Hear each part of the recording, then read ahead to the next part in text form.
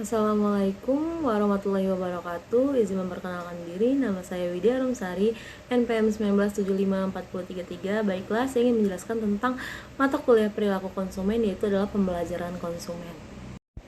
Untuk pembelajaran merupakan proses bagi para individu untuk memperoleh pengetahuan dan pengalaman pembelian serta pemakaian yang menerapkan pada perilaku yang akan datang. Permasalahan yang mengajarkan konsumen itu seperti hal-hal yang pertama adalah sifat dan manfaat produk, yang kedua di mana harus membelinya, bagaimana menggunakannya, bagaimana memeliharanya, dan bagaimana membuangnya. Nah, untuk unsur-unsurnya yaitu ada motivasi, syarat, dan respon. Yang pertama yaitu adalah motivasi. Motivasi merupakan dorongan yang berdasarkan kebutuhan atau tujuan sasarannya. Yang kedua isyarat, stimulus yang memberikan arah bagi motif. Yang terakhir adalah respon, cara bereaksi para individu atau dorongan atau isyarat. Untuk slide yang selanjutnya itu adalah hal-hal yang perlu diperhatikan dari definisi di atas. Yang pertama adalah pembelajaran konsumen adalah suatu proses yang berkelanjutan, berlangsung secara terus-menerus dan tidak pernah berhenti. Sedangkan yang kedua adalah pengalaman memainkan peranan dalam proses belajar. Nah, untuk teori pembelajaran ini menggunakan dua teori, yaitu teori perilaku dan teori kognitif. Yang pertama adalah teori perilaku, berdasarkan perilaku yang dapat diamati atau respon yang muncul sebagai hasil penerapan terhadap marketing stimuli. Sedangkan teori kognitif yaitu pembelajaran sebagai fungsi proses mental yang murni dan sering merupakan respon terhadap pemecahan masalah. Untuk teori pembelajaran perilaku itu ada 3. Yang pertama pengkondisian klasik, yang kedua pengkondisian instrumental atau operan, yang ketiga adalah pembelajaran melalui pengamatan atau observasi. Untuk pertama yaitu adalah pengkondisian klasik, yang merupakan menganggap semua organisme atau binatang maupun manusia dapat diajarkan berbagai perilaku tentang melalui pengulangan atau kondisi pengkondisian.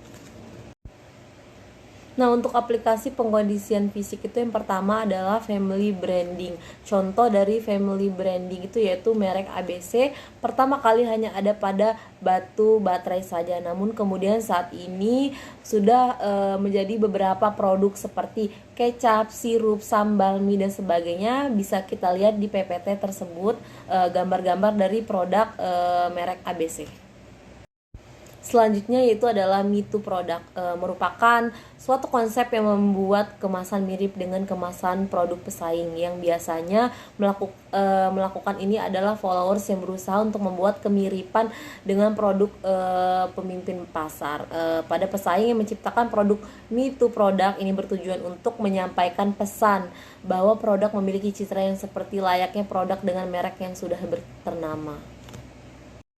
Selanjutnya itu adalah similar name.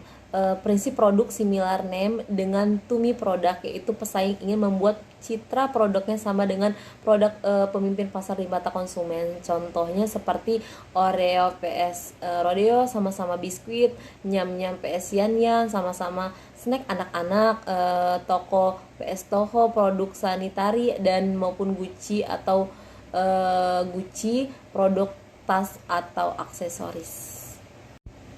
Untuk selanjutnya itu adalah licensing, adalah praktek pemberian nama produk atau merek yang menggunakan nama-nama selebritis. Contoh produk tersebut yaitu seperti Calvin Klein, Christian Dior, Air Jordan atau Paris Hilton.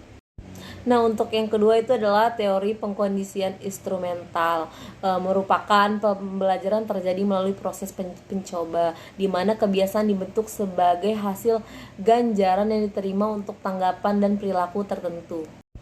Yaitu yang pertama adalah operant conditioning. Dari sudut perilaku konsumen, pengkondisian instrumental, konsumen belajar dengan pemakai proses pencobaan. Contohnya, konsumen yang memiliki beberapa merek dengan model celana jeans sebelumnya menemukan model yang cocok dengan bentuk badan.